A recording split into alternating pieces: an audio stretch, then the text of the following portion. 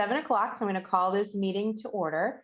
And pursuant to Governor Baker's orders, we're meeting remotely. If you'd like to read more about that, you can visit the town website. I'm going to do a roll call vote. Greg Marr. Here. Sue Robbins. Here. Kyle James. Here. Colleen Roy present, and we have Town Administrator Evan Broussard as well. So tonight we were just going to hand it right off to Evan to review some of the capital requests he's received and some of the thoughts on how we're going to do capital planning for the upcoming cycle. Great. So I'm just going to go over and try to share my other screen. Everybody can see what's on my screen. Yes. Okay. And still can see what's on my screen. Yes. When I change to a PDF. Correct. Yeah. Okay. Just double checking. Okay. So I sent out 3 documents in advance of this meeting, 2 of which are identical. That was not intentional. That was a glitch in the software that has since been resolved. Report that I ran was a report that is our total, sum total of all the requests that we have received into our ClearGov software. And what you'll notice in this report is that we've got our fiscal 24 all the way out to our fiscal 28. This column is primarily what we're focused on right now, but we always want to look at what's adjacent in the next 2 fiscal years to see what's coming, but also whether we have an opportunity to get ahead on something should there be the opportunity to do that. You'll also note that we've talked about how we have leases for fire trucks under the fire department, and this gives you a really good idea of how those leases roll off over time. So this current fiscal year 24 will be our last on our fire pumper lease. Fiscal 25 is our last on engine 3, and then we'll finish up engine 1 in fiscal 27. We are our fiscal year 2027. We are looking, as we've discussed, at doing that differently in our next round of fire truck purchases. The other thing that I liked about this, and we can go into detail about what the requests are, but if you looked all the way at the bottom, this gives you a good snapshot of our total request. It's a little bit deceiving because there are requests in here in fiscal 24 and fiscal 25 that we know are not going to be funded in those fiscal years. We don't have a good home for them yet because we haven't figured out how we're going to approach these things. Those numbers that are a little bit misleading, obviously fiscal 24, it's about 5.5 million in requests, and fiscal 25 is about 18 million in requests. If you look back through the list, a lot of that can be found here in the school department with their ADA compliance modifications. School department has just done an ADA compliance audit. These are the recommendations.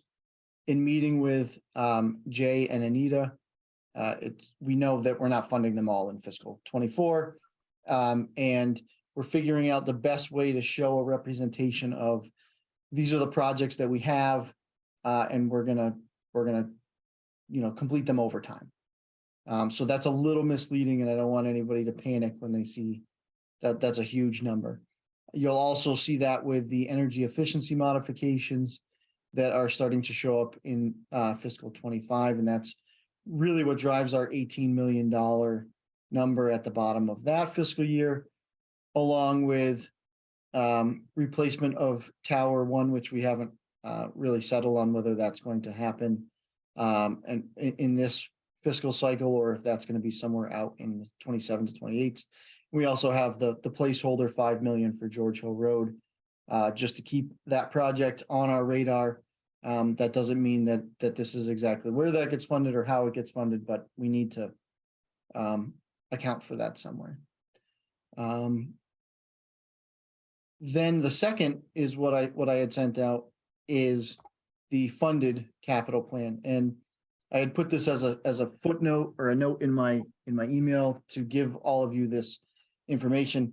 That's the title of the scenario I created is funded, and I keep everything under that umbrella. So that doesn't mean that this is the foregone conclusion. This just means that as I'm playing with the scenarios and run a report, that's what it's called.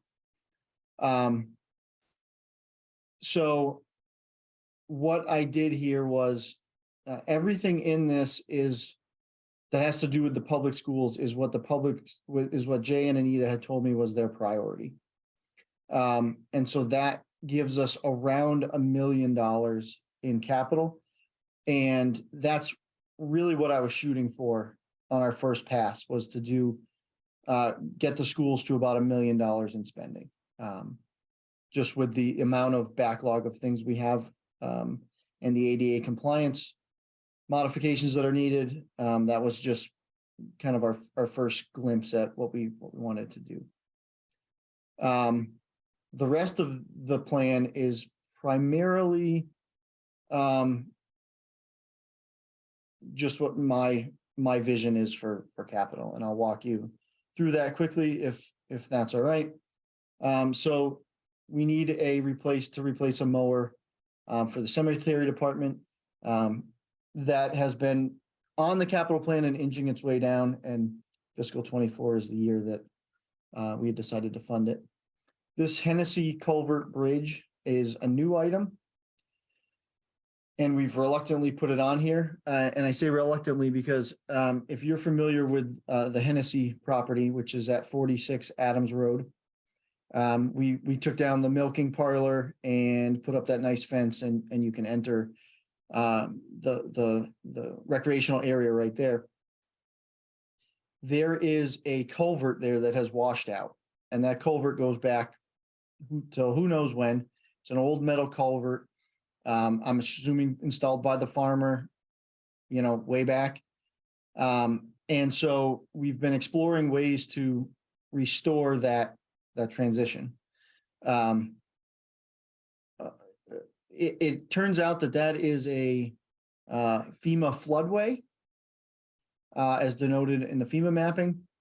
And so in working with our engineer, we can't just put another culvert in, or even do kind of the more rustic, Jersey barriers and a I-beam bridge over it. It has to meet certain specifications. And so what this project would look like is it's a more substantial aluminum bridge. It's a pre-built aluminum bridge that you basically just bring in sections and put together. And this particular bridge would be capable of carrying an ambulance or a fire truck should you need to get back there for any reason. The reason that we have decided to do a bridge that can handle that much weight is because the difference between handling that much weight and not is only about $20,000. And I just feel if we're going to do $130,000 expenditure for access, we might as well do 150 and be able to get everything that we need back there should we have a forest fire or a person in distress. To me, that's short money to just upgrade it to that. So that's that project. We've got Evan, a yeah. Can I- Jump in at any time. Has that completely washed out the culvert then? It's pretty close. It's still in there. It erodes. We actually obviously didn't see much erosion throughout this year with the drought conditions. Yep. But it being where it is in the conservation area and in the FEMA floodway, we can't just bury it. Again, just reset it and cover it with dirt and call it good. And we have, this has been probably all summer, we've been kicking around different ideas of how to do this and do this much cheaper than what we're presenting here. It's just every option that we brought forward, just doesn't pan out, unfortunately. We need to get a certain amount of width and depth there as well. Okay. Being a FEMA floodway, does that qualify for any grants or reimbursement or anything like that? Yeah, so we feel that it does. We think that it's going to qualify for the hazard mitigation grant. And there's also a conservation grant that we intend to apply for. The hazard mitigation grant, my caution there is that I don't know that I haven't looked at it deep enough to know whether, and I can't remember whether it's a reimbursement grant or you have to be shovel ready. And so we have to look at the timing of things like that. But like everything else, our first our first pass would be to get grant funds for that, if available. So moving on to, senior center minivan. This is not really a replacement. I gotta update that title. The senior center currently operates their 2 vans, transit vans for senior services. This would be a smaller van that would be more suited for doing runs with people that need to go to the doctors, or just kind of the more run-of-the-mill items, and especially for people that don't have mobility issues that can get in and out of a van. It would be a more more favorable way to transport people and more fuel efficient. It'll also give us the capacity to ramp up a little bit and do some more runs, especially to medical appointments. That seems to be the juncture in which we get the most bottleneck in our capacity. So that also has been in the capital plan for a while and has migrated its way down to funding. Is this a hybrid / electric potential? That's what we're looking at. We're trying to firm up the price to get at the very least a straight hybrid, if not more of a PHEV model, to replace or to add to the fleet. So just as an aside, we did receive a $50,000 grant for an electric charging station at Municipal Center. And I believe if these costs don't just strangle us, when we redo the parking lot here, we'll be able to add 2 more with that funding. So we would have 3 areas for charging, which would equal 6 cars at a time up here, which would then allow us to move our staff fleet eventually over to all electric, as well as to support charging for members of the community. So that's in the queue, just as an aside there. I don't foresee that we'll be able to do all electric on this purchase because I just don't see the timing lining up, but you never know. We're working towards that. On to the fire department. So we have $100,000 for Station 2 renovation. If you remember, we did $100,000 on that last year. We split the project into 2 pieces. We've then got our 3 lease payments. And then we have a fire inspection vehicle replacement, which I think that the plan is actually to move the chief's vehicle to fire inspection. And then the chief is going to get a pickup truck as his vehicle, just because of the nature of what we're doing here in Grafton. He feels that that's the most efficient way to do that. And we do need to replace the fire inspection vehicle. I don't have the year in front of me, but it's an older Expedition. That's definitely seen some rust and rot. So this 90,000 is for 2 vehicles? No, the 90,000 is for 1 vehicle. So that would be for we'll get the chief to speak more, specifically about what he's doing.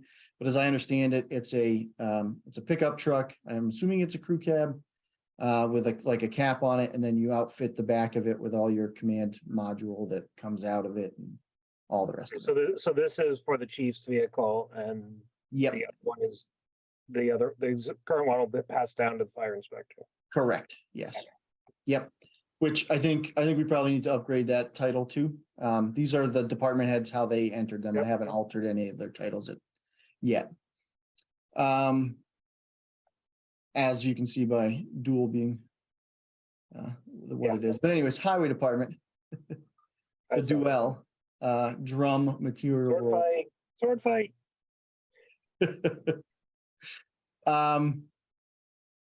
The trailer and the mini excavator. So this is all kind of goes as a package. And what this allows us to do is do more in-house work on things like sidewalks and patching without having to contract out as much. We'd like to do more of that in-house. We think we can make that economical. The mini excavator is, in my opinion, a no-brainer purchase. I did one in my former community, and it opens up a lot of avenues of work that we can do that we weren't able to do before, that you just can't do with a backhoe. And then this is the replacement of a truck 34 is a F550. And truck 48 would be one of the Mack larger trucks. Right. Again, just if you got questions on any of it as we go through, this is just the first pass and feel free to shout it out. 20,000 for the master plan. This is that last installment of our master plan, which is currently underway. And this would make it the sum total of $100,000 when it's all said and done. On to the public schools, and this is my 35,000-foot overview of the schools. I'm not an expert on what they're doing, but they have a fire alarm panel at North Grafton Elementary School, which is original to the building. It is very problematic. We get a lot of false calls to that school. And it's honestly just time to upgrade that whole fire panel system. And the library roof at the MS middle school. Yeah. Millbury Street. Yeah, sorry, I knew I could not get that acronym to come to the front of my head. Millbury Street.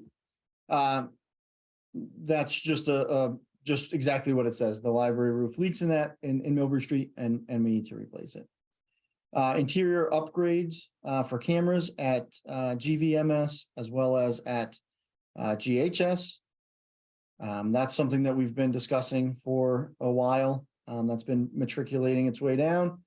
And we're actually doing a similar project here at the municipal center. So we're going to see if we can link all of this up and get better pricing and get on the same platform like we did with our phone systems. ADA compliance modifications. So this says, GMS, and it's $246,560. What this really is, and this will change. This is basically us trying to fund $250,000 towards the ADA project. That was the project in the capital plan that was about that amount. But realistically, what is going to happen is, let's say that we need to do ADA compliance modifications of, pick something, accessible bathrooms, right? Well, we have that in a whole bunch of different schools. We need to upgrade. So we want to go after those in chunks in that regard. So we would do, 4 bathroom upgrades in 4 different schools. The way that we have initially set up our capital plan doesn't really work that way. Can't really spread it out. I can, but it looks really bad makes it really confusing. So what we're going to do, I think, is lump all of our ADA compliance modifications into one area that we can then, when we put $250,000 towards it, it'll knock down the total amount outstanding. And we can better call out what we think we're going to do with that money. So the amount is close to right, but the descriptor is not. There's also some building security upgrades. And I believe that's all key card access type stuff. And then plumbing HVAC repairs. So it's just a constant chasing of plumbing upgrades that we've been trying to do. We did this in last year's capital plan as well. And so we can certainly set up a time where Jay or Anita come in and speak to the specifics of their plumbing and HVAC woes. On to the next project, which is the North Street Playground replacement. So if you're familiar with the North Street Playground, that had a giant tree fall on it. We lost about half of the equipment to the tree. And we got $60,000 from insurance to replace that piece of equipment. We then started talking about, we have part of the rec plan is to make that an accessible park. So it seemed foolish to replace that one piece of apparatus when we have plans to redo the whole park. So what we're trying to do here is take $60,000 of insurance money, $100,000 of recreation or of capital planning money, and then whatever the architect's final balance looks like, which we'll have here within the next couple of weeks, from CPC. We know that CPC is a little bit thin. They funded a lot of stuff, and want to show that we're trying to move money from all different pots to accomplish these goals. So that's kind of our preliminary pass on that. that thought there. The Miriam Road culvert is exactly what it sounds like. That might not stay in capital stabilization where it currently sits. That's probably going to be moved. But that's where it resides today. We also have a sewer department truck at 60,000. That appears on this capital plan. Although when we talk about funding sources, that's funded out of the sewer retained earnings account. And then this is the Grafton Historic Society building, which is down in South Grafton on Main Street. The exterior needs some painting and repair to shore up that envelope of the building. So last year we put about actually it was closer to $15,000 into upgrading the electrical from the pole to the building. And this year we're going to chip away and get the exterior shored back up. Right, that's one of that's the South Grafton Library building, which if you haven't been there, it's worth a stop. It's a cool little place. I got some really nice stuff in there. Any questions on that before I just jump over to ClearGov? Okay, let's do it. So this is a report that's going to show us our initial requests into fiscal 24. And so you'll see that did not do what I thought it was going to do. Hold on one sec, please. Request manager, initial requests. There it goes. Okay. So you'll see our initial requests came in again at that $5.5 million mark. And you can see the lion's share of that is going to be the public schools at 3.1 million. And you see how that stacks up. This is the same data, just in a different format, which is great because you can kind of mouse over and separate everything out. However, if you look at the funded scenario, which is what I had just gone through with you, now we're at our $2.5 million spend, and it's broken out a little bit more equitably. It'll show us our just over 1 million for the school department, highway at 464, fire at 535, and so on and so forth. And you can also go down through all of this. This is exactly what we just went over. We have started building out our informational platform. So you'll see if you come to things like, this is not yes, you can come through here and it shows you the machine that we're trying to build along with the brochure for it and the spec sheets and all the rest of it. So that'll slowly build out as we continue to work on our capital plan. So we'll go over to the scenarios really quick. This is where we play with all of the data. And so what you'll see is that we have in our capital stabilization account about $2.8 million available. This shows us where our 2.8 million ends, and this is where our requests are coming in. So right now we're leaving about 800,000, a little less, but I think it'll be plus 800,000 in that account. And our total requests for that fiscal year obviously come out to the 5.3 million, and that's why that you have this red bar here. Our free cash is about 1.7 million. That's lower than we would like, but not unanticipated given what we saw with our the state of our budget when we kind of took over, not the state, but if you remember back to Carter had said he's got about 70% faith in the numbers that he had given. And we got up to maybe about 90% faith. We knew we were going to be tight in some areas that we just weren't able to plan for. So we did okay, but not really what we were hoping for. So we're only looking to spend, really, we want to spend about $500,000 out of that account. Because if you've never heard this, you want to spend about no more than a third of your free cash. So I would like to see us kind of be easy here and then give us room to move money either into OPEB or into municipal stabilization to just keep driving those two projects. So that's kind of the goal there. Our municipal stabilization account currently has about almost 4.3 million in it. So that's looking fairly healthy. Capital stabilization account, is that what we expect will be in there as of the start of FY 24? Or is that what is there now? That's what is there now. No, sorry, I misspoke. It includes the 820,000 that would be coming into it. So, Okay. yeah, we're building this plan as though it's July 1. Okay.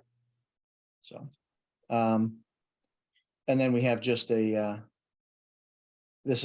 all this is capturing the requests that aren't falling into those other three categories. So that'll get cleaned up at a later date, and we need to create a category that says sewer enterprise, and we need to have another category that's, say, other of more finite. Right, so That like grants and things like that? yeah, it's hard to put the grants in, and this is always the struggle because you're gonna probably do most of the grants in arrears. So we're gonna be going back and editing what we had in fiscal 22 to then, show that we got the grant on the project pages and things like that. It's hard to do that kind of in anticipation of, because quite frankly, you put it in there and then you don't get it funded. If you're not funding it any other way, then it just sits there in the ether, and you've got to figure out how to recapture that and make sure you don't lose it. So I'm going to close that. Go ahead, Greg. That was it. Oh, okay. So this is the dashboard that we work within. And I know I've showed it to you a little bit. But here's all our requests. And then if we want to include something, all we're doing is clicking this yes box, and now it shows up in our capital plan. As far as what was requested in 21 that didn't really make the cut, at least in this initial round for the conversation we're having tonight. This is the, let's see if I can make this a little bit bigger. So this is to Grafton Municipal Center to upgrade the doors here to be able to do key card. So they're all key card locks. I'm not really a fan of that project, so I did not put it in there. I think we can do some other things long before we do that. What else did I not kick over? So there is the library cupola, the ongoing library cupola conversation. I did not include that here. I think that there are other funding opportunities that we're pursuing. There's the furniture and clock repair restoration project that was withdrawn from the last town meeting, so I've left that kind of just sitting there. There's the roof screening for HVAC. So that is the roof line of the library. They want to put fencing around it so that you can't see the mechanical equipment for $53,000. And there's also the library gate. So basically, I didn't fund anything library, at least directly out of the money that we're talking about here today. Did Beth, Evan, did what? Beth give a reason as to why she decided not to go with the CPC money for the furniture?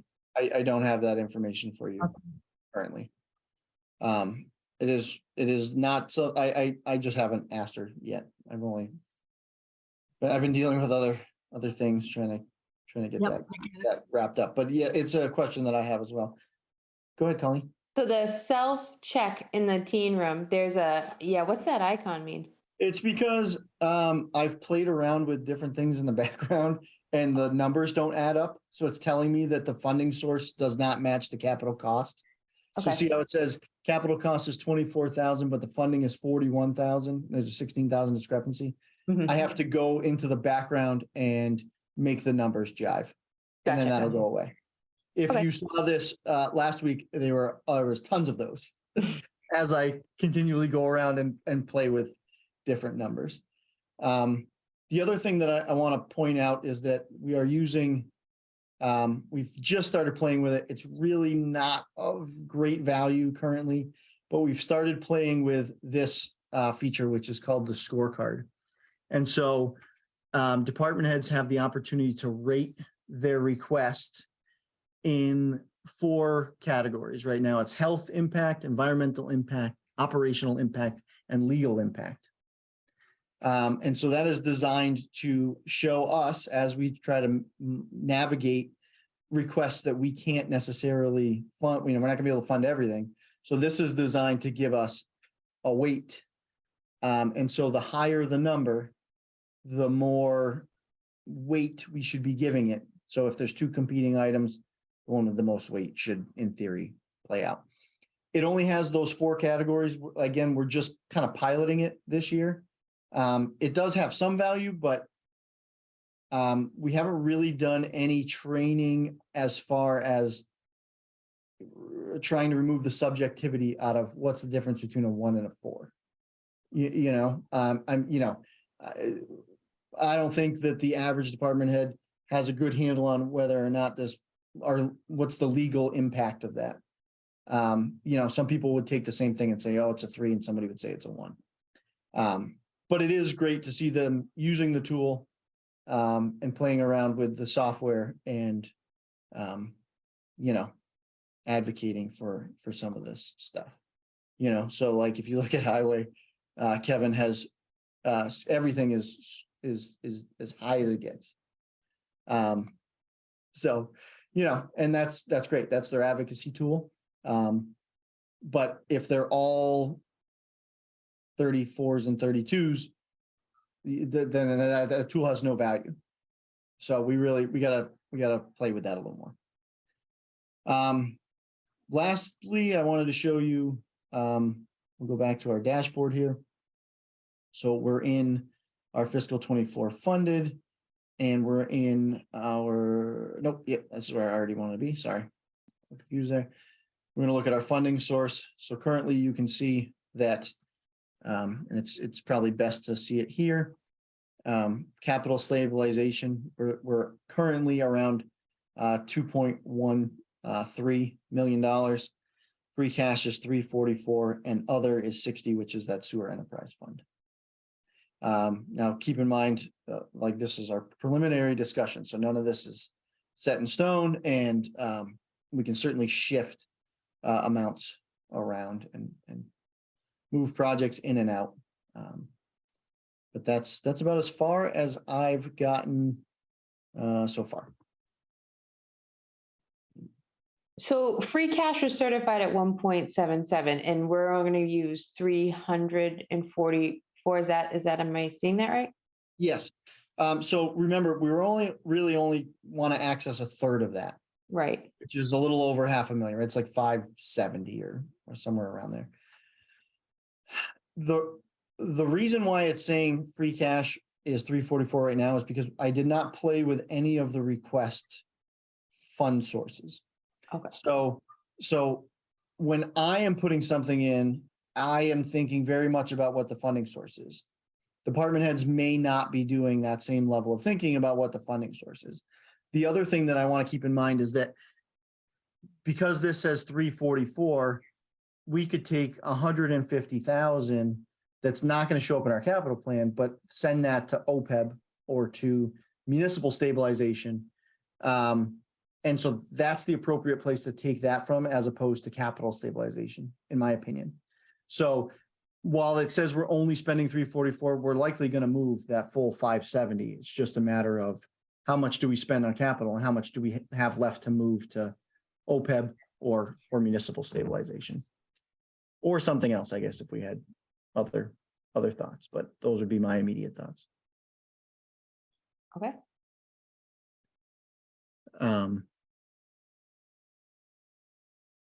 Yeah, and that's all. We can move it all around. Any preliminary thoughts? Any? Is this something we'll be able to view, look at the requests and stuff? Yeah, so I think viewers, I believe that I can set you all up to be able to do that. That was something that we were having trouble with last year, but I think that they have resolved in the software. So I can try to do that tomorrow. So you should see in your inbox an invite that you just have to click and come over. Do you all have your logins from before for FinCom I do for or anything else? All right, so if you already have that, I think it's just gonna now give you access. I don't know that you're gonna get another email, but I honestly haven't tested that part yet, so we can cross that bridge when we get to it. But that I'll make that my mission for tomorrow to make sure that you all have access to that. Evan, I just have kind of a philosophical question. How do you eliminate subjectivity when you're weighting all these projects? Yeah, and I don't think you won't, right? So I couldn't 100%, but right. So what I think is that, let me actually, I'm going to stop that share for just a second here. So what I think we're going to be looking for is, you're not going to remove all the bias, but you can or all of the, every department thinks that their project is the most important thing because that's their job. Their job is to advocate for what they're doing. I think that what we need to get closer to is a world in which we recognize that, not everything is the most important thing. And I think we've done that through the budget process pretty well. I think department heads have got that. I think that all it's going to take is sitting down and going through the metric and also determining what we want those metrics to be. So those are the generic metrics that exist in ClearGov. We can create our own. You could have 100 metrics if you wanted. So I would anticipate two things. We're going to come up with our own way to judge these projects. But also, I think just by the act of meeting and having conversations around that, we're going to get a better result. But literally, we just turned it on just to see how it worked, because we did our initial trainings last year with the staff. They did very well. This year they did much better navigating the software. I think I only talked to one staff member that was having trouble with the software. Everybody else, it just came through. So it's great. It's just a matter of, is that of value to us and getting everybody on the same page. Yeah, we did a similar ranking exercise within the committee in 2020. So we did have a somewhat similar set of criteria. Yep. We all went through. So, and I think honestly, my approach to, and that's kind of how I do a lot of things, is I let them put it all in, and then we'll meet again and go over all of that. And you can play around a little bit and say, like, really, a 35 for this, and you can everybody can just have an open discussion, and then people start to wrap their heads around what you're trying to accomplish. I also think that we might go, we'll probably remain on 1 through 5, but I think probably realistically is 8 categories that we're gonna wind up with, that I have at least. So that leads me to my next question. You're meeting with all these department heads and asking them and reviewing their requests. How does the committee feel about that? Do we still want to meet with department heads and kind of double Evan's efforts?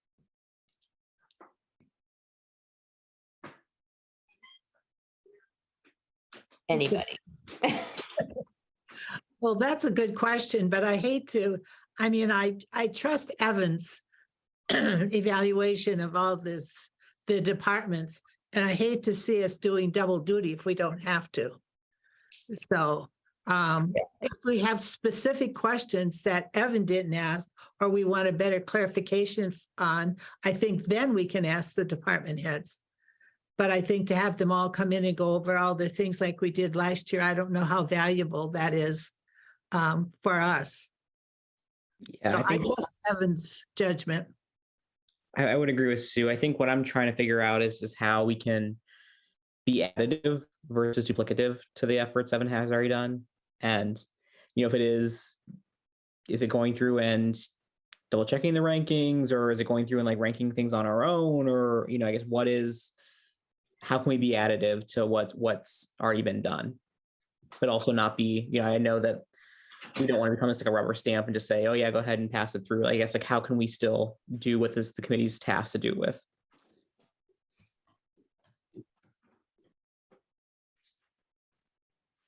Colleen, you muted Sorry. yourself. Yeah, I know, everybody just started walking by, so I was like, I don't, maybe Oh, I should okay. answer that question. I don't have a good answer for that. I know in the years past, like 2020 that Greg was mentioning, we carried a larger load because there was, a time of transitioning happening.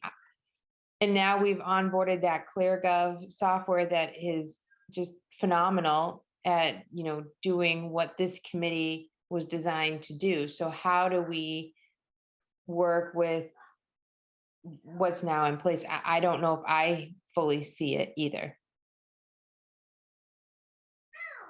I mean, do we go through like as reviewers, we go through all the proposals in ClearGov on our own and then come back in another meeting and just, I guess, ask additional questions? I mean, I think that's maybe the minimum. Yep. I think that's about the only thing that we can do. And I'm sure this committee is going to have extra questions that weren't asked by Evan because we look at things differently than a town administrator would. So I would say, if we have questions, then we ask them to come in. I know one department I'd like to ask a lot of questions to and have them come in right now, but we'll see how it all turns out. What department is that? Library. Okay. So, and that makes sense because it doesn't at this time look like anything's funded. So giving them an opportunity to come in and advocate for themselves and see if that changes our mind to maybe make a recommendation. So is that how we want to maybe play it right now is we'll bring in library. I mean, I don't need to talk to the planning board.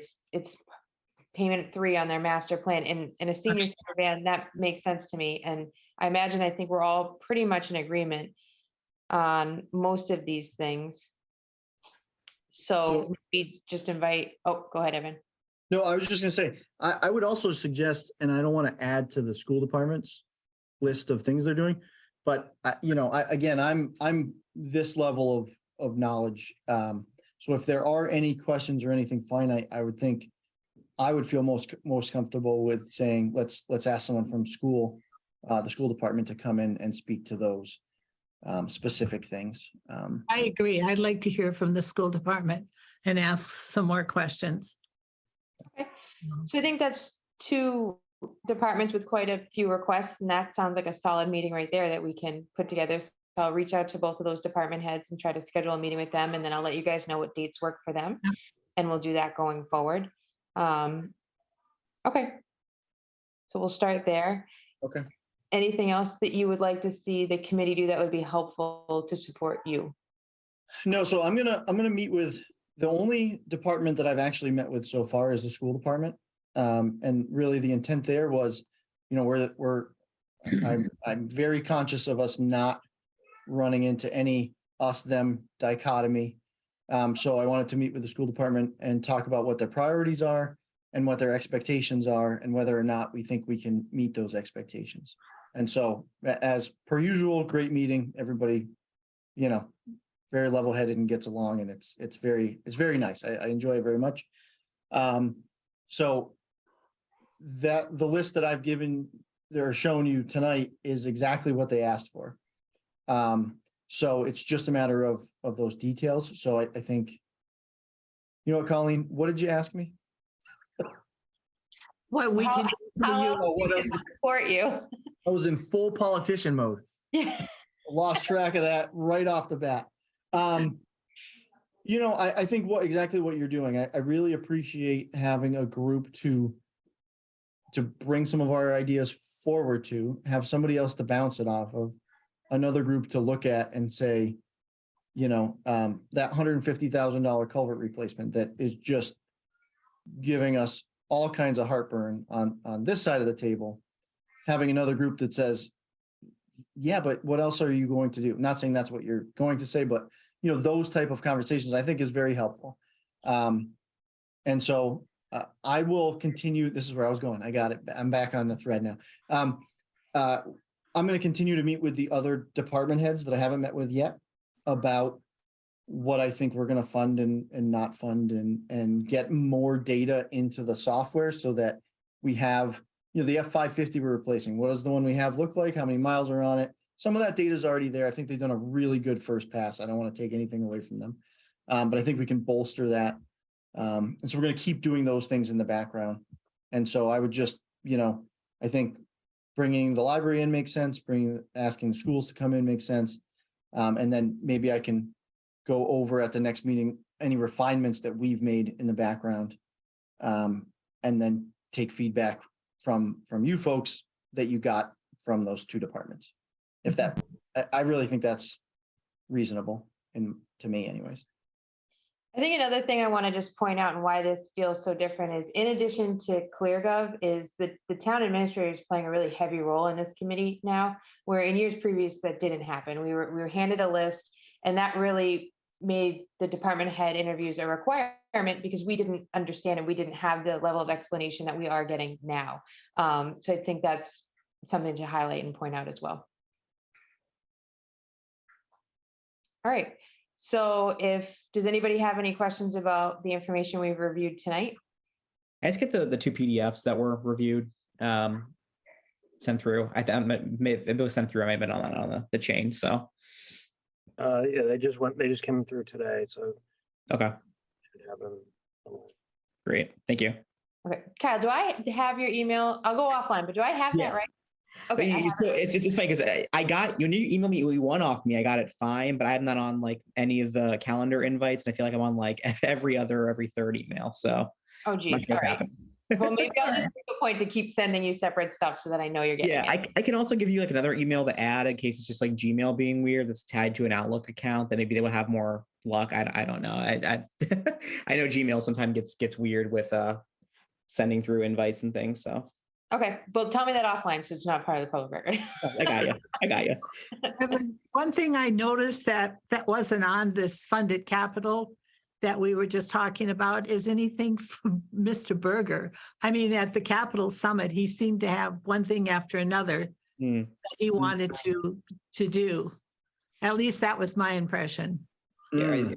Some of the money he wants to do for cable, that comes out of the cable Right. budget, but he had other. Yeah, so I think I'm of two minds. Some of the projects that we have in that Mr. Berger was discussing are not brought along far enough yet that I'm comfortable going before people and saying, give me this amount of money. Because I need to do X, Y, and Z. And then there's other projects that I think I would rather see tied to some kind of larger project rather than wholly piecemeal, because I think there's some savings for the taxpayer if we do it in one shot. Right.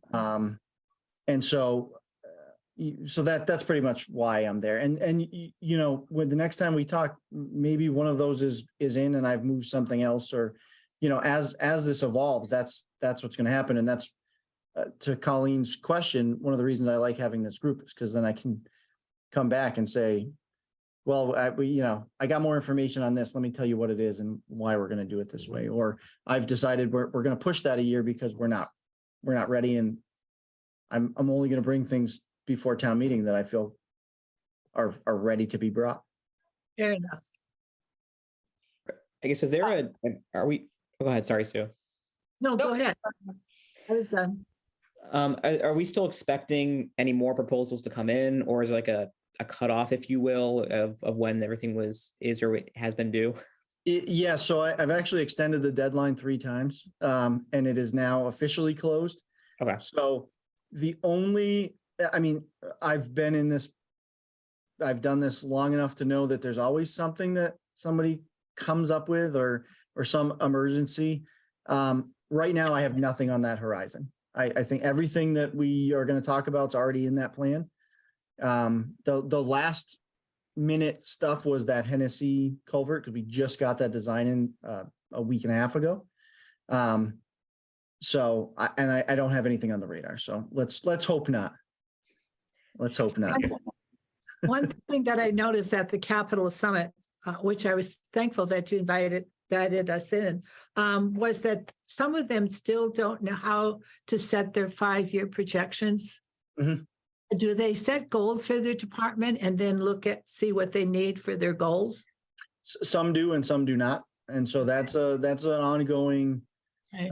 project that we have. I will say, so I'm always harder on us than I think other people are. So when we come out of that capital meeting, I'm a little usually bummed that, we're not kind of where I think we should be. But I will say that the difference between year one and this year is quite a big shift in kind of that transparency and that thinking ahead and that trying to get our heads around what's going to happen 5 years from now. So we had the initial opening of the capital plan. I got mostly 24 and 25 stuff. And I went back to the department heads and said, we've talked about this. It can't be just 2 years. It has to be, we have to be thinking ahead. If you, I'm going to pick on highway, but it has nothing to do with them really, but it's easy. Right. If you need a dump truck every year because we have 16 dump trucks and that's just how that replacement schedule works, then there should be a dump truck every year going out as long as that capital plan shows.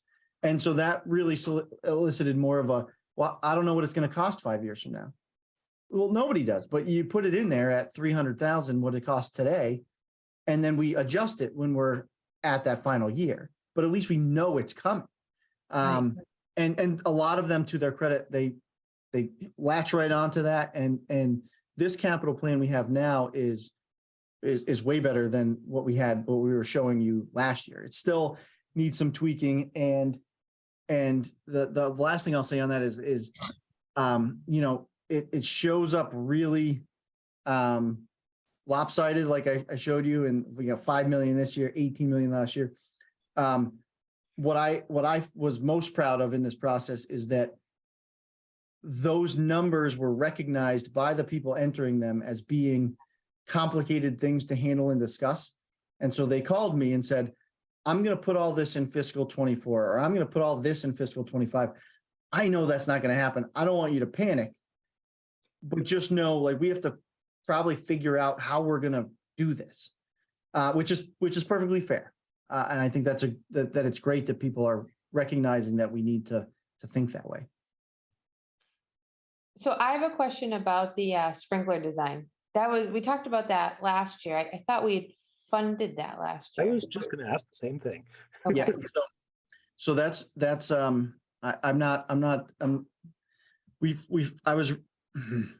no, let me start again. It was requested at 25,000. That's okay. That's right.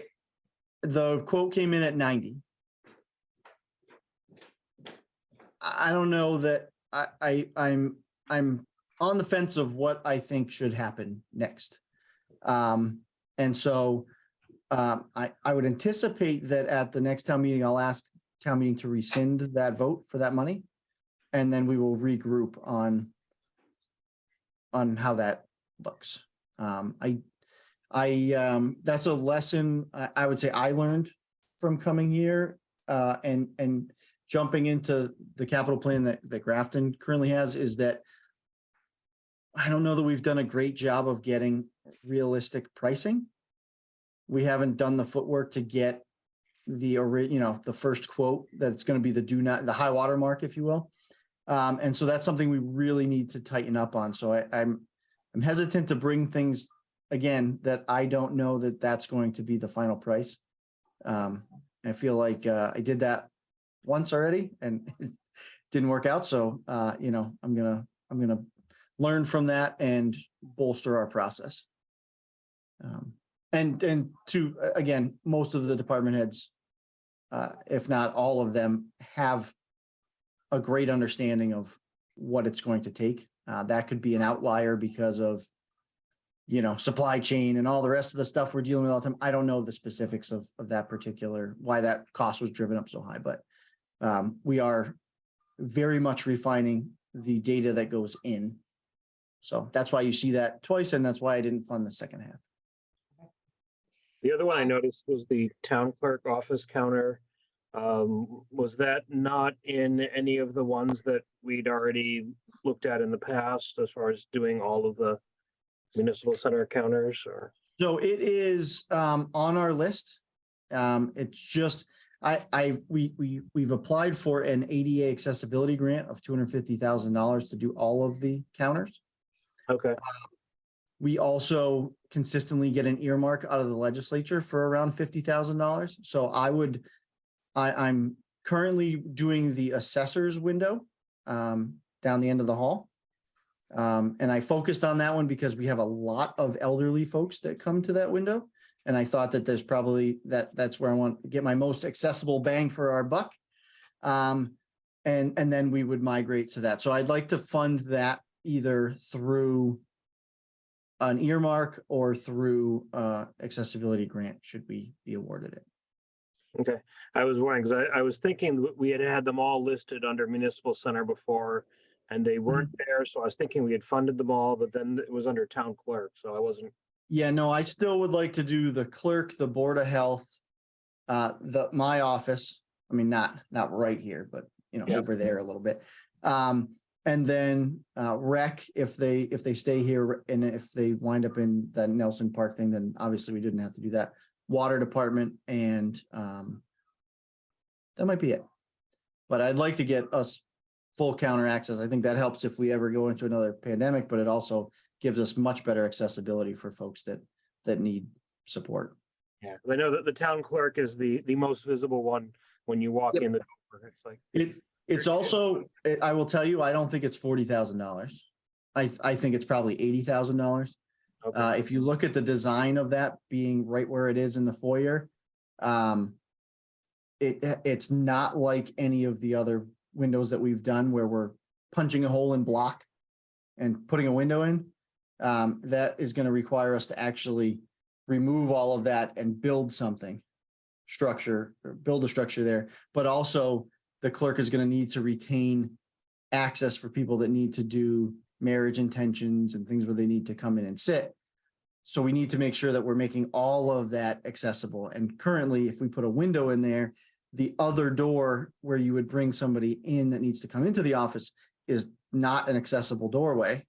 So I think it's more than that, and it's a bigger project. okay, so it's not just adjusting the counter and being able and opening the door again. Right, you could, but again, it's one of those conversations where, do we spend $40,000 and create this kind of hodgepodge approach, or do we spend the actual money and build a counter that's gonna last? I also I'm really starting to get engaged in, when you do a counter like that, you can put a microphone on the inside and a speaker on the outside, but then that also can be used with people that have hearing impairments. So you can connect to their device and everybody can hear. There's just, I would like us to really think of that strategically. Because that was the original thing. Can we take the door out and then, have people come to the counter and put glass on the counter? And I just think we're gonna spend $40,000 and have this hodgepodge looking thing. I have a question. If the Merriam Road culvert does get taken out, Yeah. do you plan to just keep the plan $100,000 less, or do you have a item or two that you'd like to plug in that spot? I don't know yet. Okay. I haven't gotten that far, to be honest with you. I don't have anything top of mind where I'm like, oh, I'm gonna move this and plug this in. Okay. I would personally like to see us either retain more money for next year, or shift some of that burden again out of free cash and move more money into OPEB or stabilization. Okay, perfect. So that's today. Tomorrow I might have a different answer for you. It's so preliminary that we're still vetting all of that stuff. So the only other question, that's probably something for our next meeting, is can we get a status update on what's been done for George Hill so far with what's already been approved? Yes. Yep. We can certainly do that. Okay. Okay, that's all I have. All right. Does anybody else have any other questions or comments? Minor one. I know there was one security card project, and I can't remember what building it was for, that was not funded, but then there's another one that I think is funded with the schools. Is there Yeah. any benefit to doing both of those now I guess is the one that's not being funded like never going to happen, or is there, benefit to doing it now and then maybe saving some money because we're doing 2 buildings? Right, I honestly don't know Okay. the answer to that question. So let's keep that on our radar for the school department.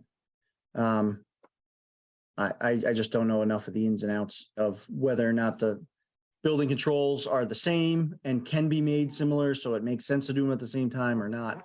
I mean, great mindset. I just don't know the answer. Okay. All right. Well, if that's it, we just have to approve meeting minutes. But Evan, if you want to start your drive home, you do not have to stay for that. Okay, then I will do that. All right. Hop in the car. Thanks, Well, Evan. thank you so much. Yes, thank you all. Feel free to reach out to me if you have any questions, or I'll see you at the next meeting. Perfect. Okay, goodbye. All Good night. right. And so the set of meeting minutes we have to approve is from February 10th. So that was sent out a while ago, but that was like the last time we met. So I can take a motion to approve those meeting minutes. So Motion to- moved. Second then? Second, yeah. Motion and a second. Any discussion? Hearing none. All those in favor by roll call, Greg, Aye. Sue, Aye. Kyle, Aye. Colleen, I declare the motion carried.